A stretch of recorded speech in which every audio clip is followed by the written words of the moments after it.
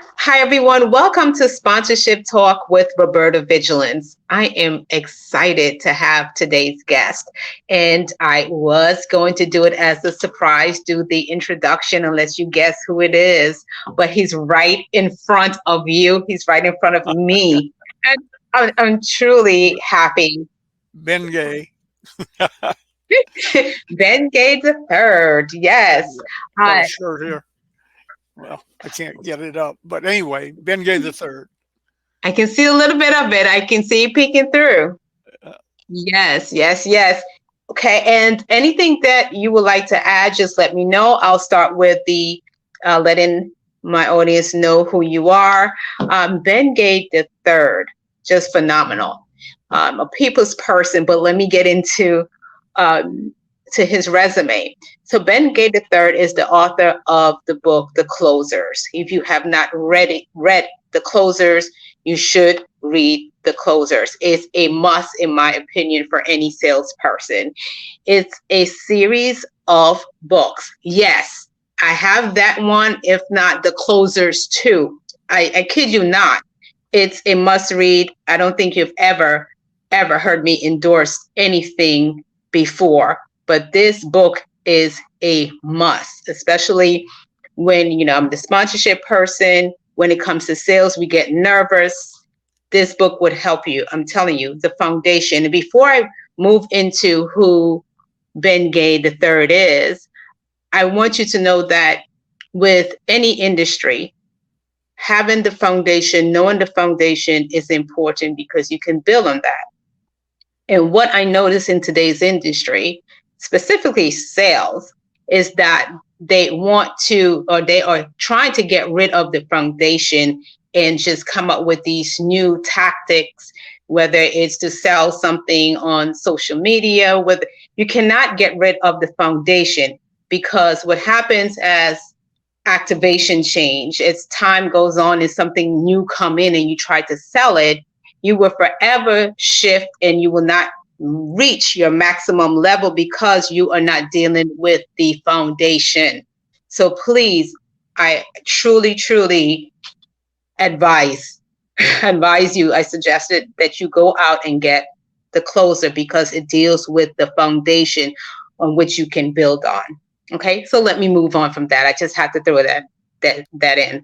Um, so Ben Gay also, and I found this to be phenomenal because he's worked continuously as a commission salesperson since the age of 14 years old. Commission only. I find that to be interesting.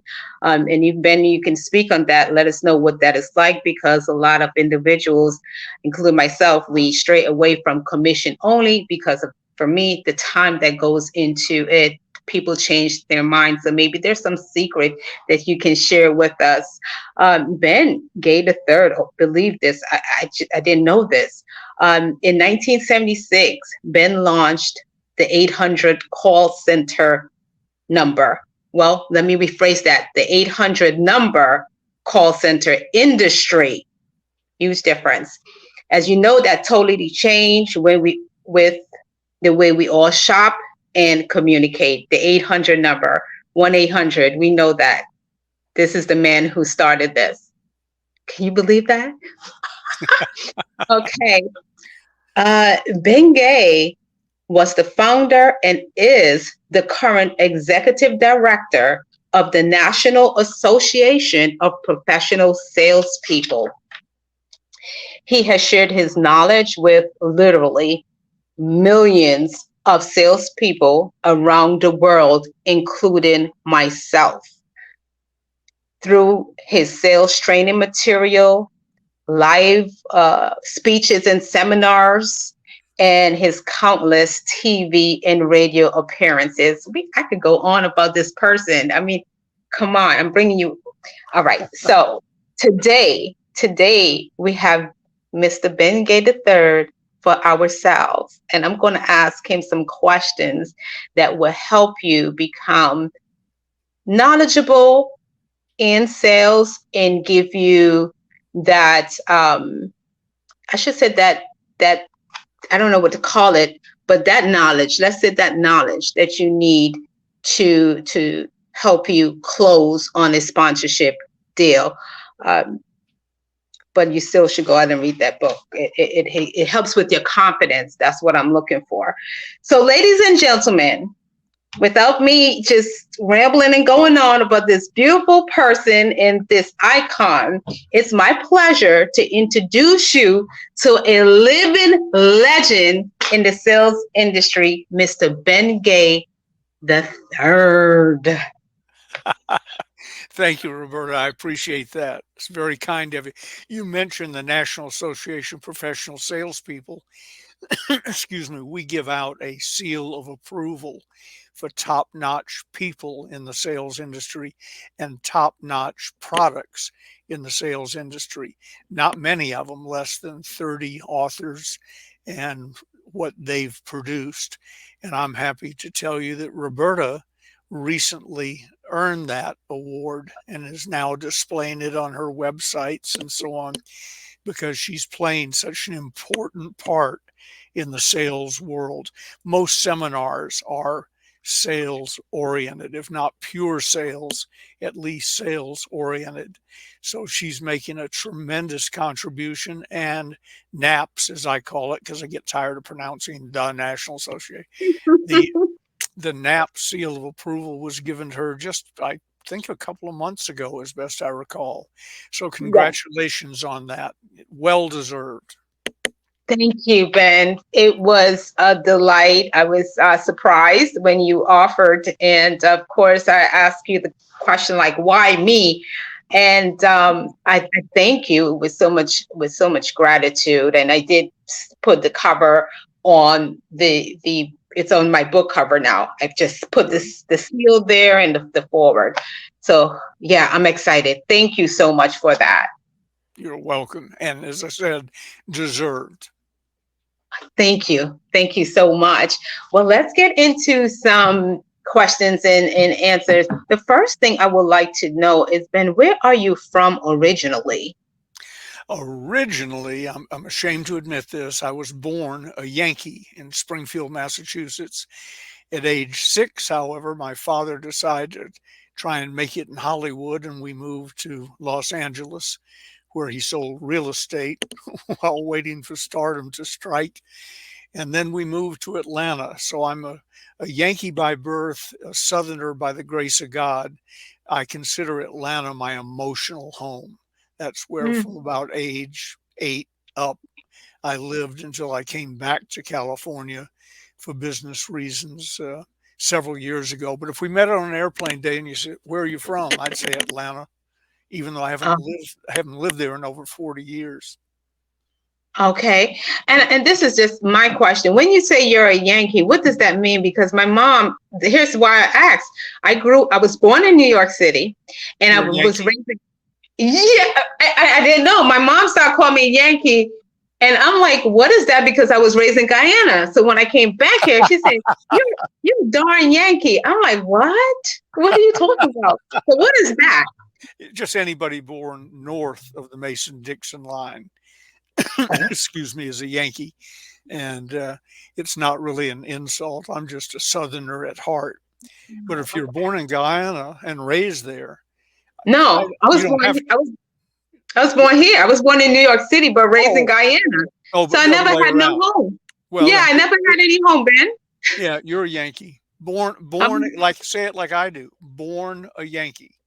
born a Yankee. I was born a Yankee. Yeah. Yes, yes, yes, yes. So that's amazing. That and I lived in Georgia too. I lived in Georgia for quite some time. So it is Where? southern. I lived in Marietta, and Oh, then I so moved. Yep, yep, Marietta's right up the road from Atlanta. yes, yes, Cobb County. Yep. Yep, yep. I lived there. So it was nice. It was nice. And Ben, is it true you have been the number one salesperson in every organization? Yes, that I've been in. Yeah. Yeah, Uh, that you've been in. Yeah. I I started earning that accolade, for lack of a better word, at Macy's. It was called in Atlanta. It was called Davison's, but it was owned by Macy's in about 1960. I became their number one salesperson in the department store, and I sort of liked that. Then I got recruited to be a manufacturer's rep by one of the people who called on me, and I became his number one. And on down the line, I just sort of got it became my comfort zone. If I'm going to work in an organization, I don't really work as an employee anymore, but I work as a consultant and a client. And if I'm selling for them, I expect to be number one. Why not? I know what I'm doing. After all these years, I still come early, stay late, and work on weekends if that's necessary. And I love selling. There's uh, being in a sales situation with somebody, whether it's over the computer or face to face or standing on a stage or whatever, is just heaven to me. And I'm more comfortable on a stage talking to 15 or 20,000 people or 500. About 500 up is where I tend to get hired. But whether it's 15, 20,000, 500 or 50,000, or excuse me, 5,000, I am more comfortable on stage talking, selling, motivating than I am in my living room making small talk with Gigi's family, my in-laws. I And just that's my home. I'm comfortable there. good, good. And you mentioned Gigi. Is she also in sales, or she's just supporting you? Well, some of both. She was in real estate and then a consultant at a bank, a regional bank, and then to unload a few things that her mother left her when she passed away about 20 years ago. Gigi went on eBay with some stuff. I don't even remember what it was, but odds and ends in the garage type thing. And then she latched on to vintage costume jewelry.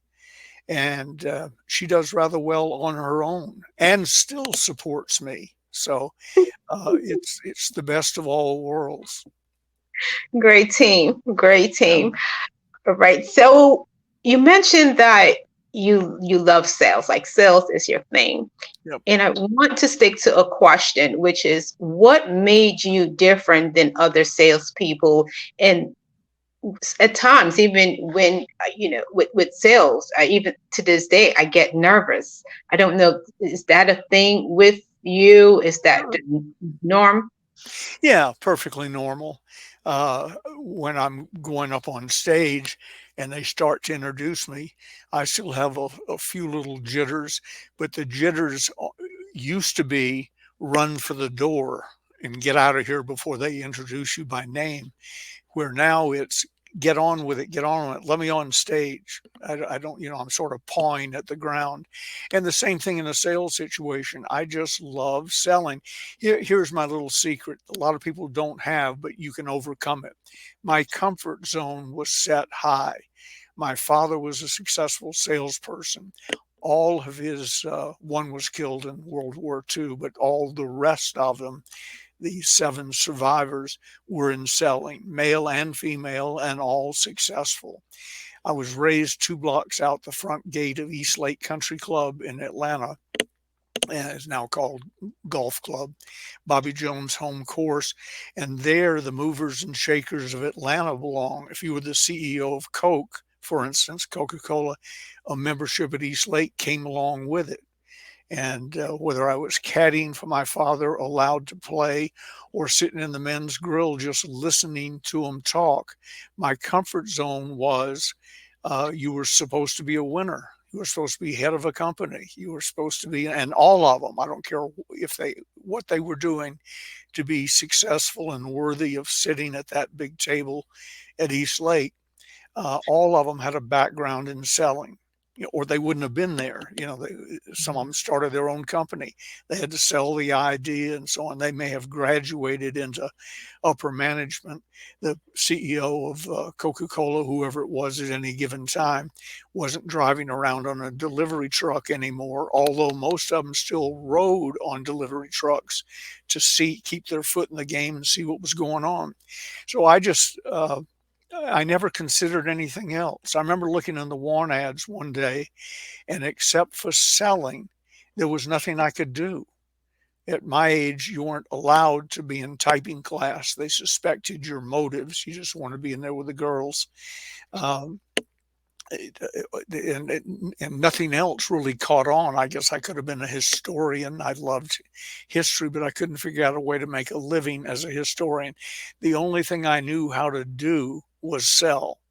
I won my first sales contest at age 10 citywide in Atlanta selling Krispy Kreme donuts to raise money to put that gold dome on the capital of the state of Georgia, located in downtown Atlanta.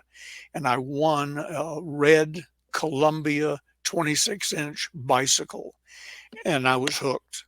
You know, you go out and talk to people, which I enjoy doing anyway, learn a little presentation, what that wasn't complicated, and they give you a bicycle. And then rather quickly, I learned they give you money. And then I found out that if you talked about how you made money selling, they'd pay you for that.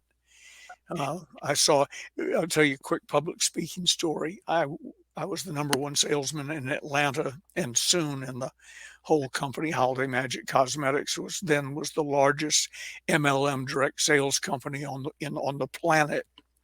And one Saturday, because I was number one in Atlanta, Bill Dempsey, the guy who recruited me in the business, asked me to get up and tell them what I was doing. And I worked for 4, 5, 6 hours, I mean, all day. And then Zig, who had joined the company, this Zig Ziglar, had joined the same company on the same day in the same meeting that I had Wednesday, September 15th, 1965. Sticks in my mind somehow. Zig got up and talked for, I don't know, 30 minutes, and he did his biscuits, fleas, and pump handles, and he was very good, but it was a lounge act. He could have done it in a nightclub. And then I'm wrapping up the meeting. I look in the back of the room, and Bill Dempsey reaches into his coat pocket, pulls out an envelope, and hands it to Zig. Zig puts it in his pocket. And as I said, I'll be generous. He worked for 45 minutes. So the meeting broke up. There was a coffee shop in the building on the way out of the building. So I walked rapidly and caught up with Zig. I said, Zig, I didn't get a chance to talk to you. Let me buy you a cup of coffee. He said, fine. We sat down. And I said, just to keep Bill honest, how much did he pay you? And Zig reached in his pocket, pulled out that envelope and said, $300, and held up the check. Keep in mind, this was in 65 or 66, which would be $3,000 or $4,000 today. And back then, that was pretty good money for a speaker. But he said, $300, what do he pay you? And I said, I don't know. It's in my briefcase. The answer is he hadn't paid me anything because I didn't know you got paid for speaking. Right. So I had just given my last free seminar. If Zig could get $300 for doing 45 minutes work, I ought to get $300 or $500, whatever it was in those days, for working all day and really giving them some value. And so that was how I got into the world of professional speaking, totally by accident. Got into selling by accident of birth and geography. I will admit that a good deal of my success came by zip code. I lived in an area where most people were successful, had access to the country club where everybody was successful, and just grew up thinking that you were supposed to have a Cadillac or a Mercedes and own your own business and so on. I didn't know much of anything else. Got it. So it sounds to me, Juan, just to go back to clear things out, you have been working on commission since the age of 10, by the way, Ben. Well, 14, I started a lawn mowing business and hired 20, 25 kids to work for me. I did the selling, the inspecting, the collecting. They got half the money. But that was good news for them because we got paid 2 and 3 times what they would have gotten paid if they'd gone out and tried to knock on doors themselves. And they didn't have the courage to do it. I loved doing it. So making money, selling Krispy Kreme, I got a bicycle. Mowing lawns, I made a good deal of money. The money was good. The money was definitely good. What's the one message in all your speaking engagement? What's the one message, or is there just one message you bring home to the audience? It's a thing called sales infiltration is among the things I try and bring home. That's detailed in the closers part two. Pardon me, my bookmark fell out. The Two closers I part have two. actually. Yeah. Part part one is the kicks, the blocks, and the punches of selling. Red raw meat, the way selling sometimes really is, not the way we wish it was. Closers part two shows you what sophisticated people really do with that information, which is not wrestle them to the ground and grab their wallet. It's a little more sophisticated than that. And it was written, Sales Infiltration is the last chapter in the Closers Part 2. It is, I will humbly tell you, the best thing ever written about selling by me or anybody else. It tells you exactly what a master closer slash sales infiltrator is, does, and how to be one. I finally Yeah. was able to write down what Zig really did, what I really did, what all the great salespeople I worked with, and I've worked with some of the best on the planet, what they all were really doing behind the scenes. It was almost inspired writing. A guy said something to me with the word filtration in it, and I thought, that's it. That's it. Asked him to leave the office, got out a legal pad, wrote nonstop for, I don't know, 4 or 5 hours.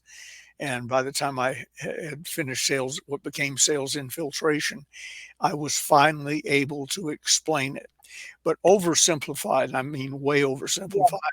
Uh, Here's what you do to be successful in selling: you sell a quality product that is competitively priced, doesn't have to be the cheapest one, and you spend your day talking to people qualified to buy it, whether it's in front of a big crowd, one person over Zoom, or whatever. Make sure they're qualified to buy what you're selling, or else you're wasting your time. And if you do that and then learn how to successfully present it, I always hesitate to say the word script because people, oh, I don't want to learn a script. Scripts are terrible. You know, I said, do you watch television? Ever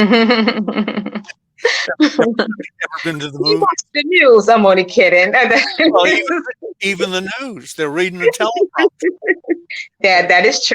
It Yeah. is scripted. Yes, So yes, yes. to It's figure out not an just effective way to present it. And then at the end, everybody wants to know what's my closing rate is 86%, has been for years. It goes up by one, down by one, but 86% of the people I talk to buy. And most of the 14% that don't, it's not an objection, it's a condition. I didn't qualify them uh, successfully in their financial ability. And a lot of those people come back. I don't count them when they come back, but a lot of those come back later when they do have the money. And yeah. then you just you treat those people fairly, squarely, decently, by the rules. Um, I call it straight. I say to a customer, I'll be straight with you. You be straight with me. Fair enough. And they'll always say, Mhm. sure, fair enough. It's sort of non threatening. And then at the end, I spend very little time closing, but a lot of time getting in position to close. And Mhm. my big magic close, I probably know 400 closes, but the one I use most of the time is, Roberta, based on what you've told me, here's what I suggest we do. Or, Roberta, based on what we've been talking about, here's what I suggest we do. Because by that time, I've infiltrated you. I'm not team A, the salesman, who's out to cheat team B, the customer. We are now team C, a blended uh, group that is working together to solve what has become a mutual problem. And it's just that Right, simple. I'm afraid to sell. Do you talk to people? I mean, if you right. go to a party, do you talk to people? Well, I make it Mhm. just that natural. And one last thing, let me put it. I came up with a phrase years ago, which everybody has stolen, thankfully, but I don't get credit for it.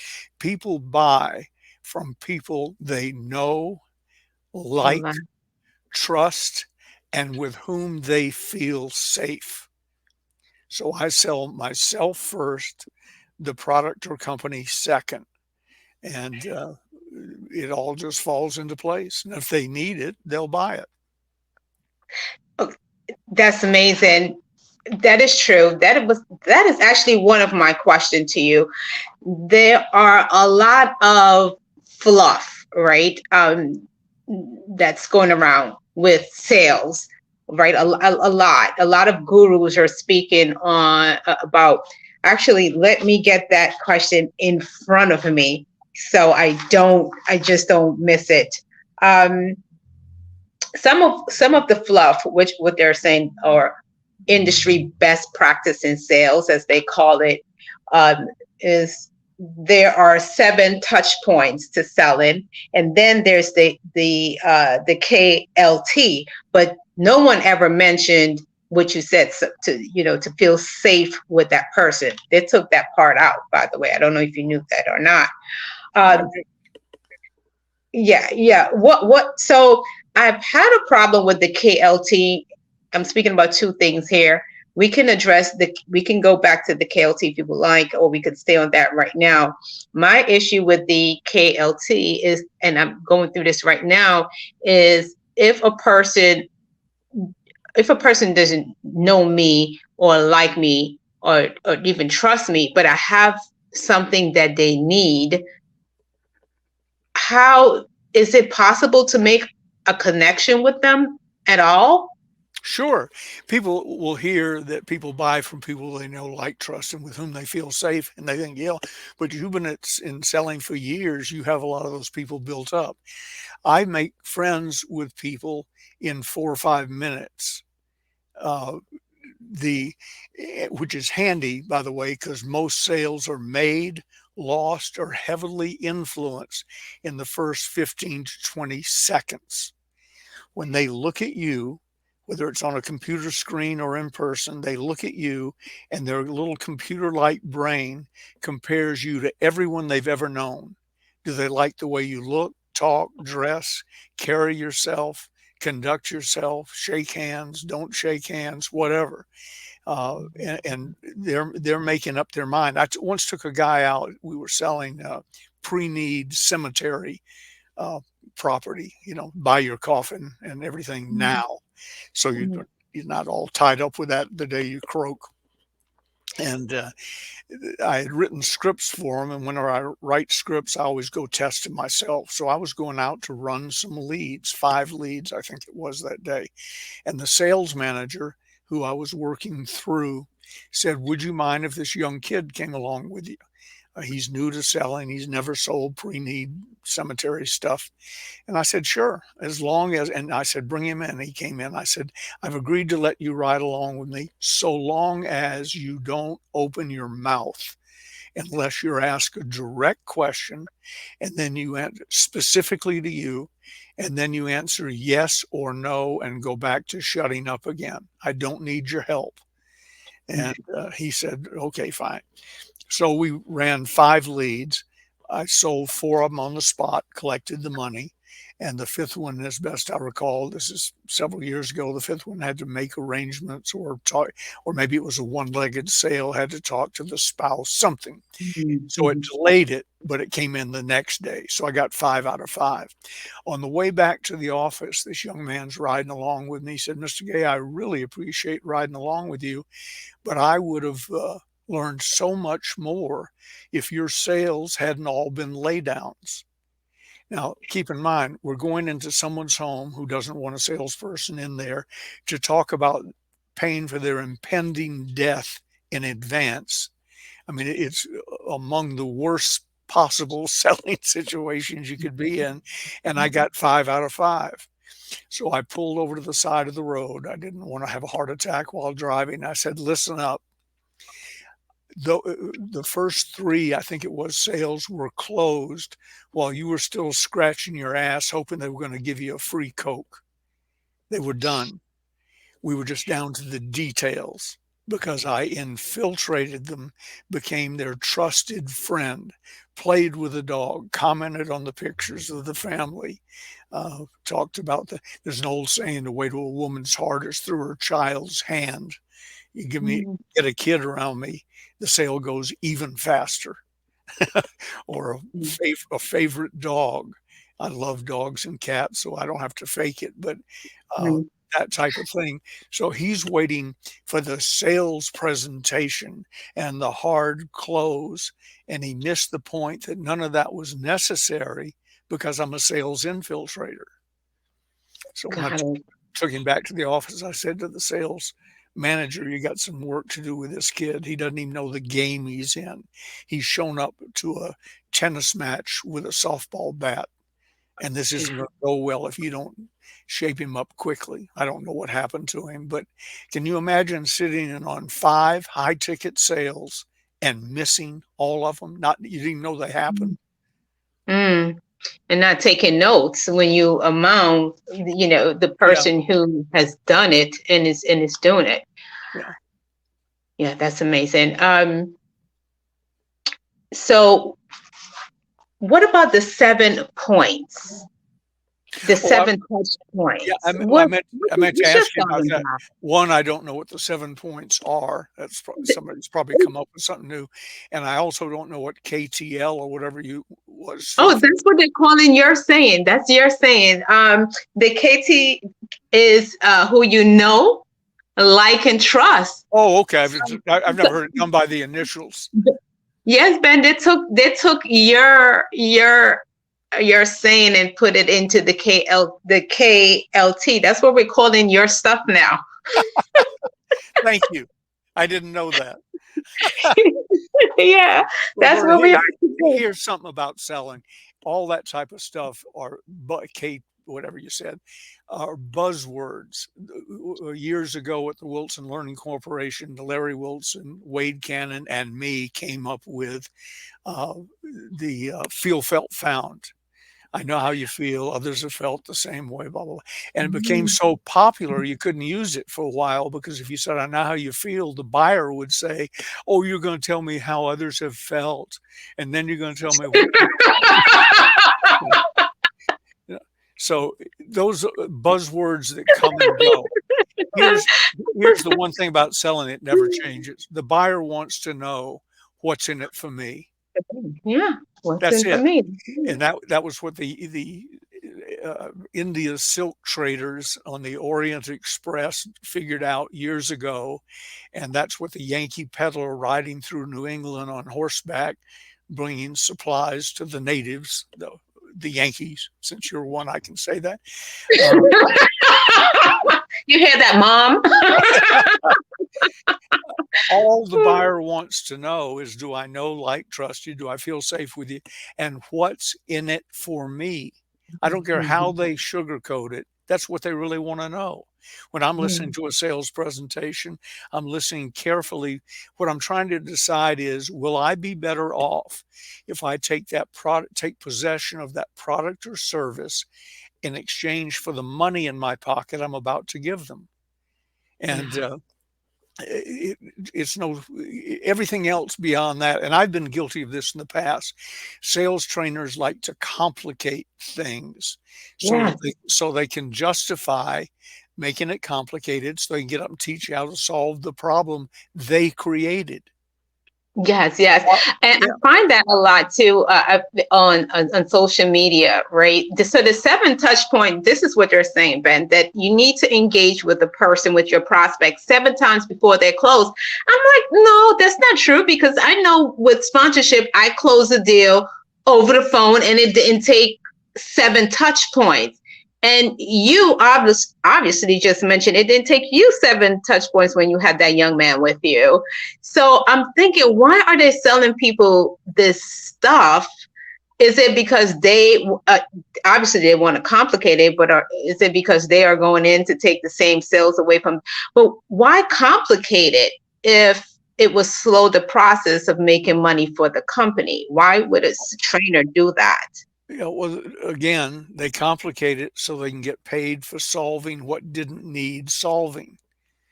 And we've all in sales training, we've all been guilty of that. I've overcomplicated things so I can look like the wizard when I solve it. But I told you in less than 3 minutes. I wasn't timing it, but I guarantee it was less than 3 minutes. What you need to know about selling: quality product, competitively priced, talk to qualified buyers. Uh, understand that people buy from people they know, like, trust, and with whom they feel safe, and figure out a way to explain it. I call it scripting. I also, scripting doesn't mean, hello, my name is Ben Gay, and I'm now going to talk for 50 minutes. And then at the end of that, I'm going to ask for your money. It can be script chunks. If I'm going to talk about the closers part, I talked about the closers part two with you just a second ago. See if this sounds familiar. The closers part two picks up where part one leaves off. It shows you what sophisticated people really do with the information in the closers part one. Does that sound familiar? That's word for word what I said to you moments ago, Yeah. because it's a script chunk. If I just Mm, if I describe the closers part one, I would say again, it's rough and tumble. It has the kicks, the blocks, the punches in it, selling the way it really is sometimes, not the way we wish it was. Does that sound familiar? That's word yes. for word what I told you the first time. So Okay. I work You with should script get it. chunks. Let me give you a great example of a script chunk. Besides the fact people don't realize they listen to scripts all day long in movies, television, and so on. Right.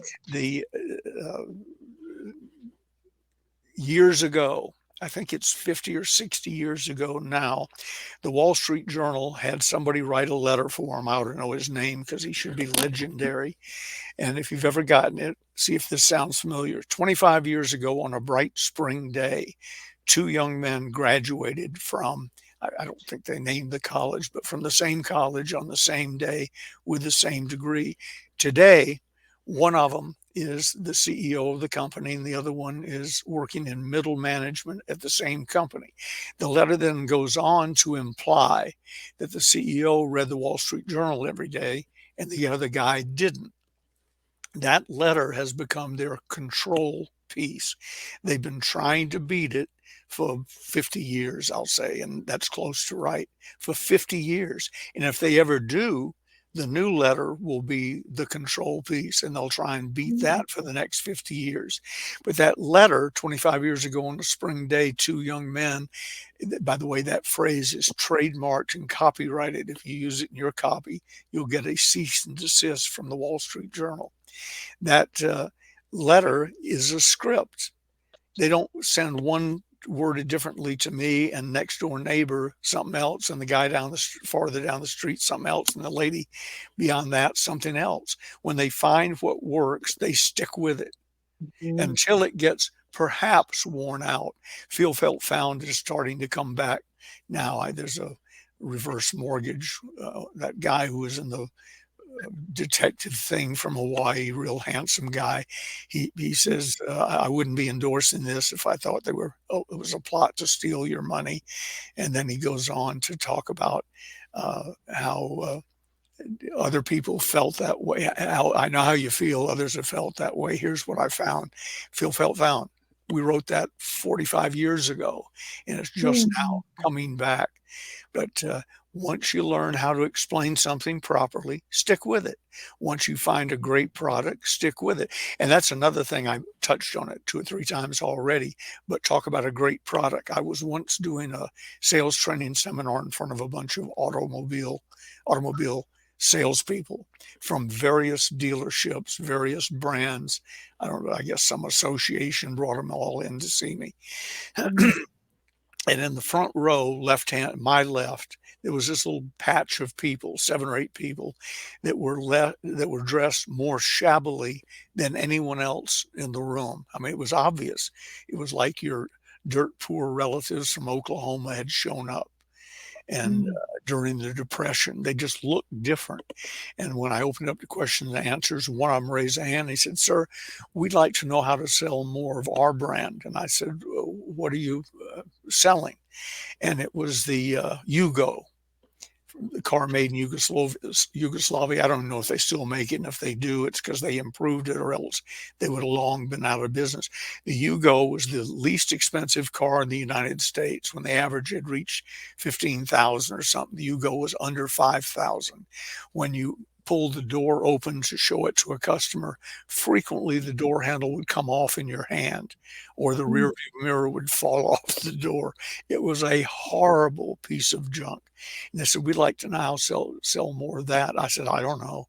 Get a gun, take the prospects into the closing room and tell them you're going to kill the children unless they buy your car. I don't know any other way. It's a piece of junk. But I do have a recommendation for you." And they said, "What's that?" And I said, "There's probably 24 other dealerships in this room. Go back to your Yugo dealership, clean out your desk, and in the meantime, make some contacts before you leave this room. And tomorrow, be selling Cadillacs or Lincolns or Chevrolets or Lexus or whatever. Get with something that's good, quality product." And but people, for some reason, have a tendency, not everybody, but a huge percentage of sales people have a tendency to put themselves in an awkward situation and then try and sell their way out of it. I'm into selling easy. I have no desire to mud wrestle with a prospect. I'd like to go, What "Hi, does that mean? yeah, I'm Ben Gay. The cavalry has arrived. Whatever your problem is, we're going to solve it now." When I was writing Mhm. scripts for the people who sell the Medicare supplements, and when Obamacare was coming in, everybody was losing their insurance and didn't know if they could get with another company.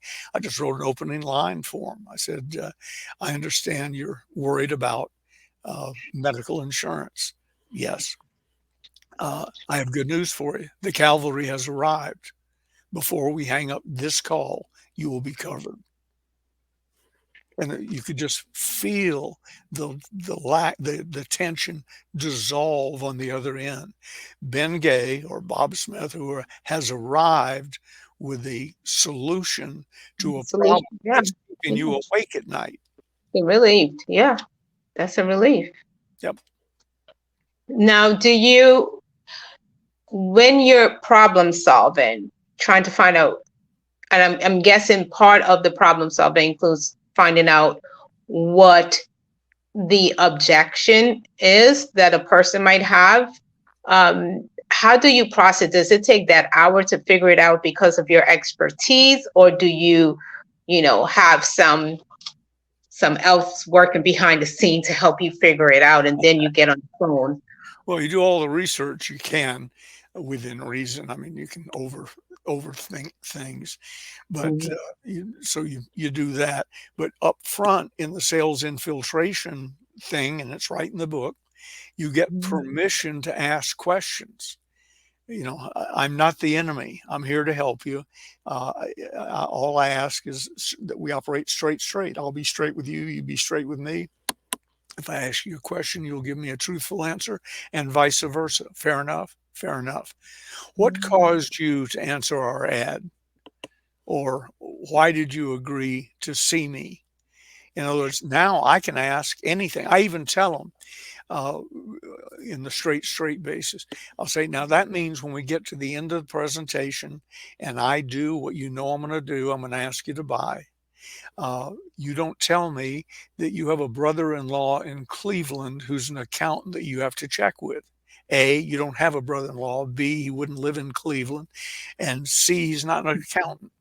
So let's not do that to each other." And Great. 25 minutes later, when they come up with their version of the brother-in-law in Cleveland, it frees me up to go, no, no, no. We promised we wouldn't do that to each other. See, I got permission Got up front to be straight with them.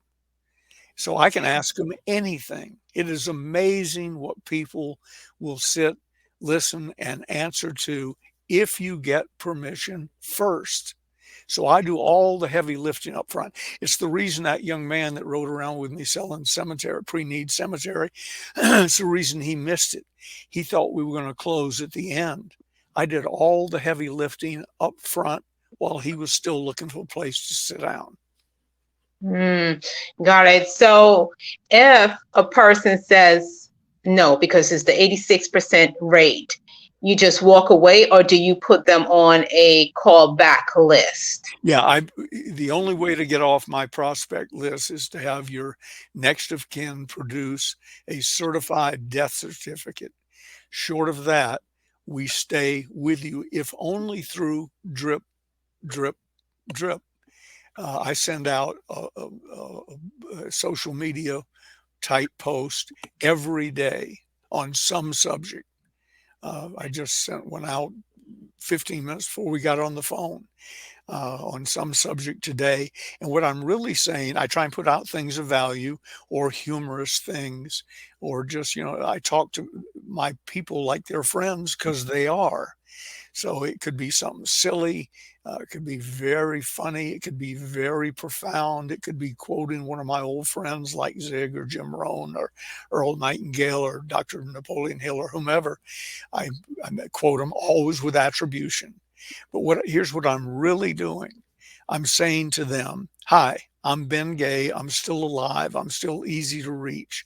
Click here." I don't even say that, but if you want to reach me, I'm still here, because they Mhm. will tend. My father taught me something years ago that has helped me so much. I was worried about somebody not liking me, or they either didn't like me, I didn't think they would, or something. And he said, "Ben, you will worry less about what people think of you when you realize how infrequently they do." Uh, they don't, they have an encounter with somebody, Yeah. a beautiful lady like you might be an exception, but basically they have an encounter with somebody and it ends good, bad, indifferent, and they don't give another conscious thought to you or your existence until the next time they see you. I bumped into a guy in a restaurant we were going into the other night. Gigi and I were going in. I like him.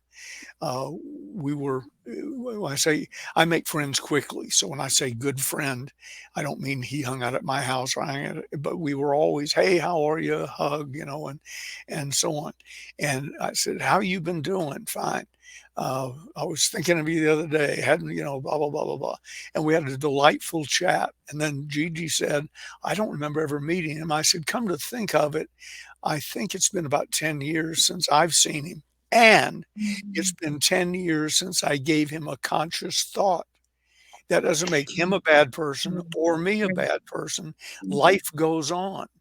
So I like to say to a few thousand people every day, Ben Gay is alive and easily reachable. Right. Right. You're here to solve problems. You're here to help Yeah, people. Not right. Totally get it. I'm not exempt.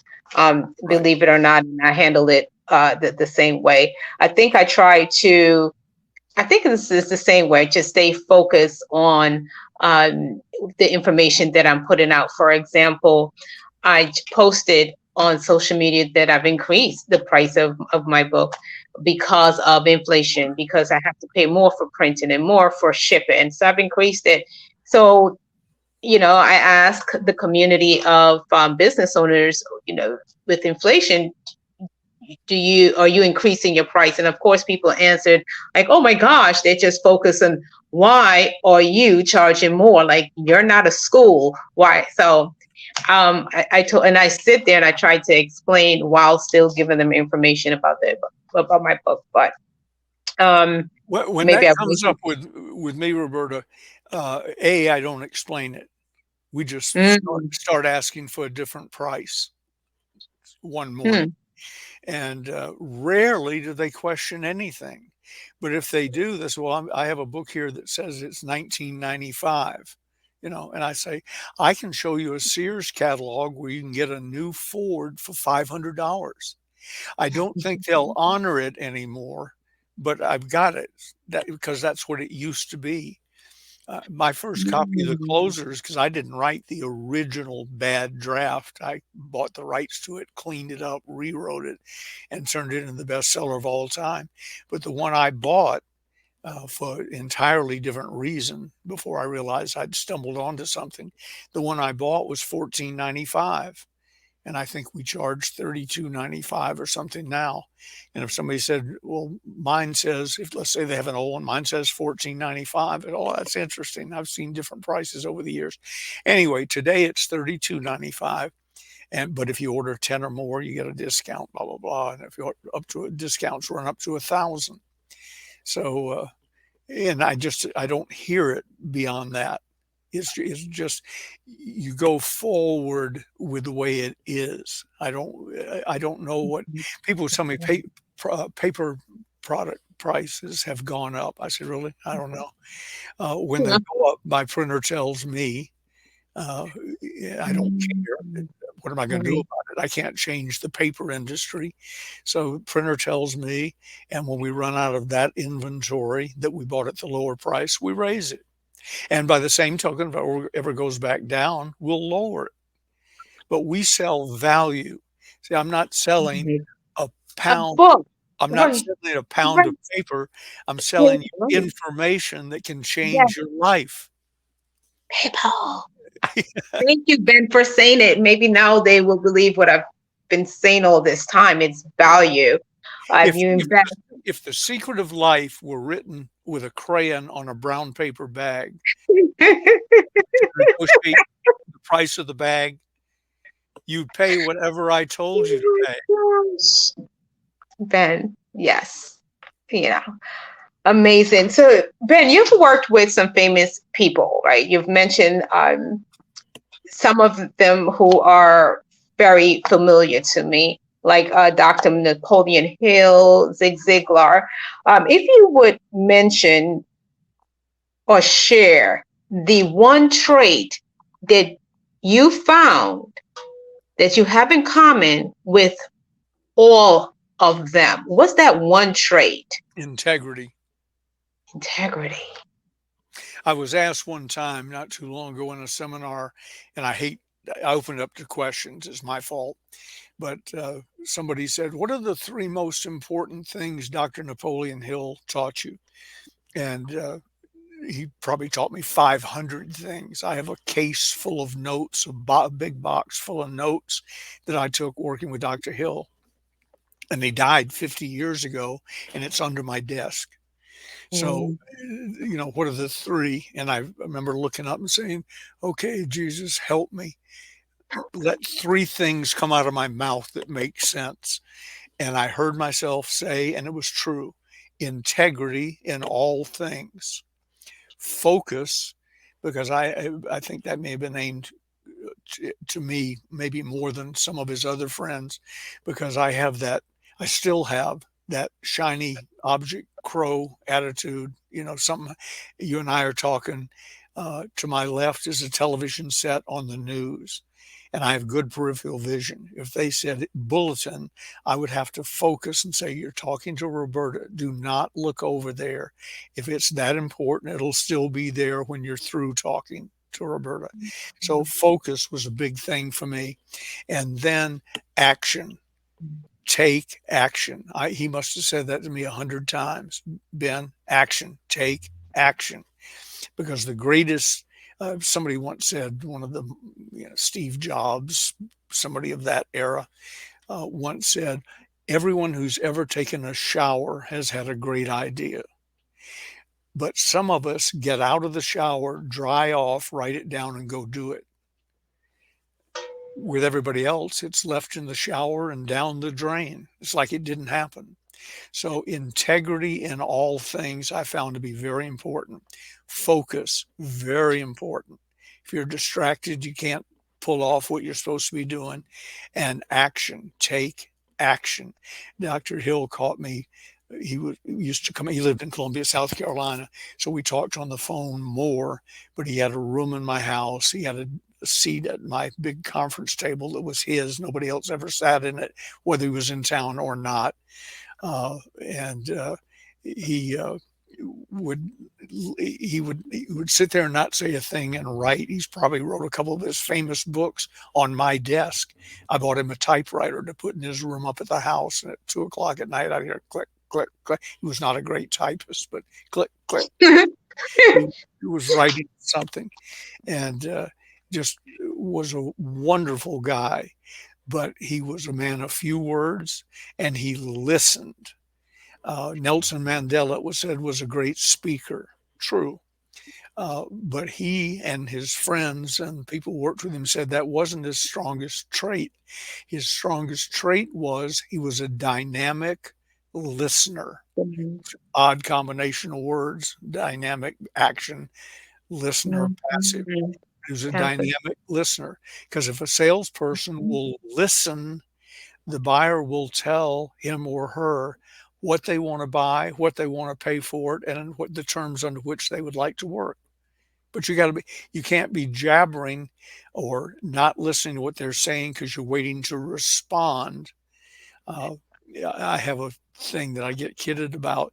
People say on the phone, "Uh, Ben, are you still there?" I said, "Yeah, I'm sorry. I'm doing a strange thing. I was listening, you know, or or out at dinner staring at somebody listening, and I can see them sort of getting awkward. They're not used to having someone listen and stare at them. That it unnerves them, and I sometimes have to stop and say, "I really apologize. I'm a listener, so don't be unnerved by the fact that I'm staring at you and listening. I really care about what you have to say."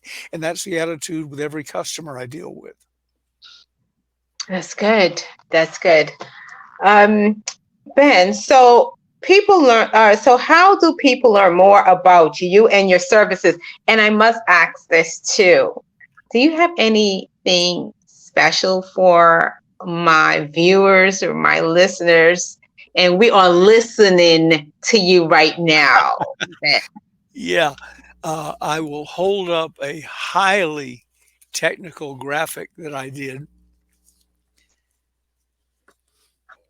on a piece of cardboard. Ah, Ignore the website. You don't want to go okay. there because Okay. we charge more than this on the bottom. Uh, Okay.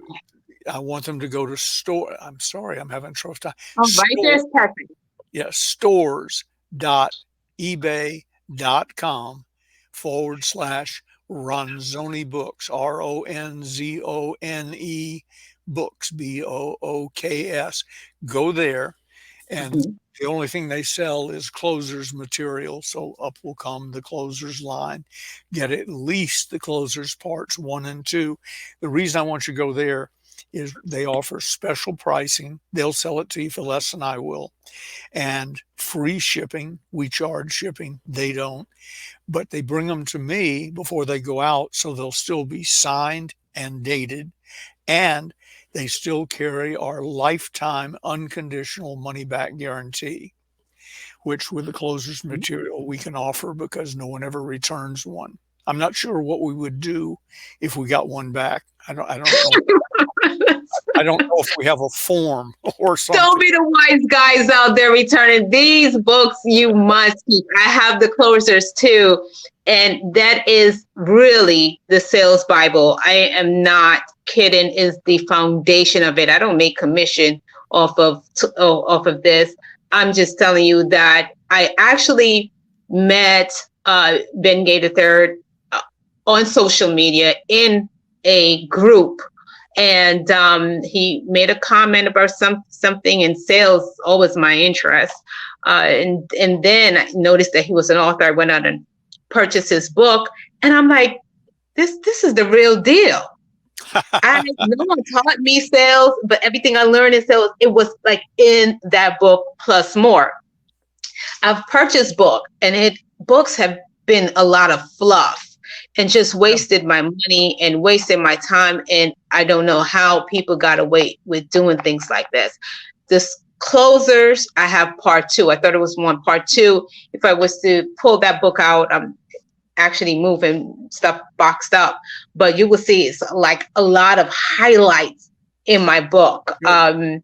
In the closers too, it's a must, and I think I'm going to follow your footstep in offering this money back guarantee. I don't know if I can do it with my seller, but uh, with my printer, the printer on demand company, I don't know if they would do it for me. Probably not.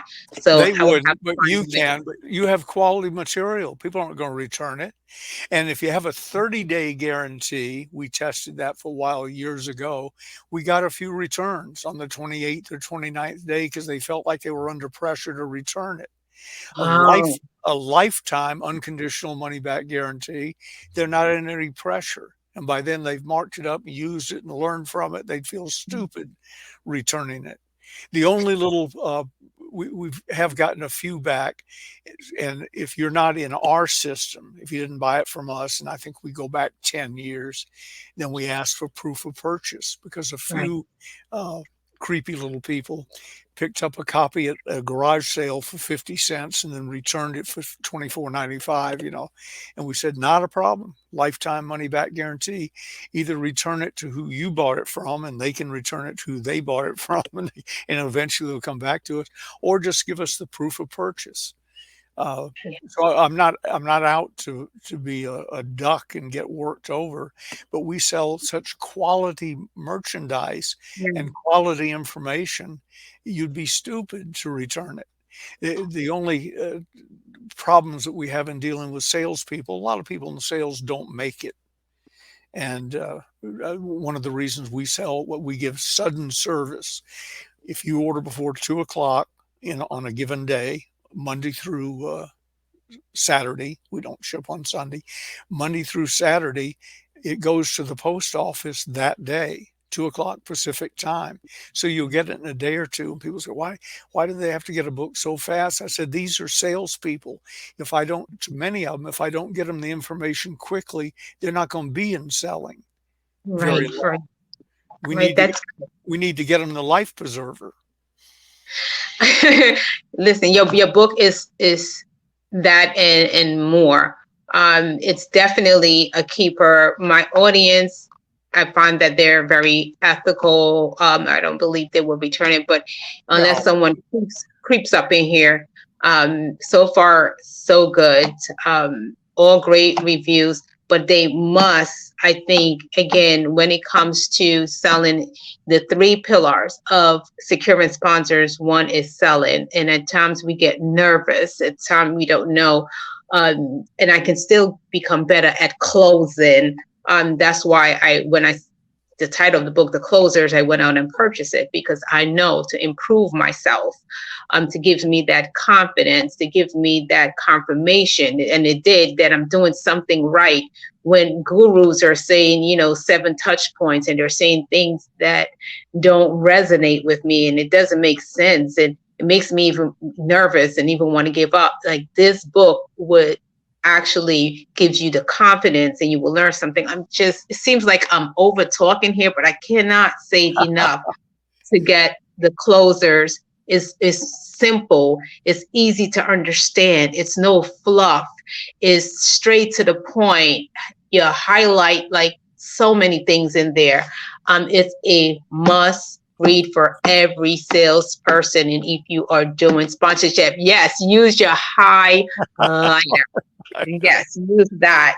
Um, it's a must. It's a must. Even with sponsorship, it would help to build your sell, your approach, when speaking with sponsorship professional. It would help you a great deal.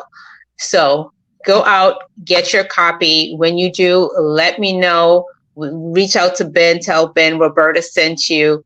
And Ben, I would like to really thank you for your time here, for your support. I don't want to use this time to say, to say your support, but I just want to use this moment still, on the other hand, to say thank you for everything, that you have done. You didn't have to. I'm still grateful that you have. So thank you. thank you, Roberta. It was an honor to be with you, and an honor to send you the seal of approval of the National Association of Professional Salespeople. You deserve it. And I was so pleased when it started appearing on your material. Thank you so much. I appreciate it, Ben. And you are welcome anytime, anytime. Okay. And again, enjoy your day. And thanks, Gigi, for sharing you with us. We really appreciate it. See you soon. Take care. Thank you.